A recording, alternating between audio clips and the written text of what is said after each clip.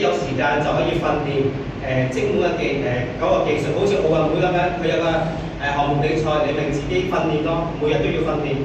到嗰陣時，咩叫台下10年功，台上1分鐘啫嘛，係咪？但佢係鬥快啊，定係鬥精準度？時間要講係要精準，技術要精到啦。好似黎師傅咁教你哋嘅精巧嘅技術咧，要時間要浸多啲啊，要浸多啲，唔係一時三刻可以處理得到㗎。我都唔得㗎，我都手震㗎，個技術我都手震㗎，太難啦，知唔知啊？易學咧就你學咗基本功，跟住自己可以不斷鑽研嘅。有時你可以叫做師傅嘅傳承嗰種技術，你可以學，但係可以自己改變嘅。個技術可以自己技巧，因為人體嘅每個人體都唔同，有自己嘅技巧方法。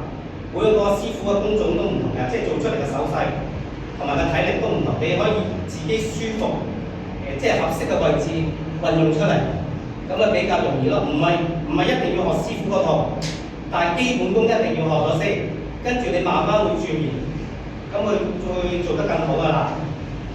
因為我哋阿麥師傅都係每個師傅同個手勢都唔同啦，係咪師傅？係，冇錯。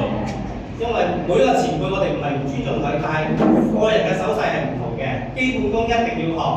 嗱，黎師傅就好注重基本功嘅，基本功你哋有咗咧，就會自己可以諗到方法點樣處理，處理就可以製成嘅成品一定好靚㗎。因為每個人嘅製成品都唔同嘅，同一個題目、同一幅牆、同一個物料、同一個架撐，你哋做出嘅製成品每個都唔同嘅，因為每個手工都唔同㗎。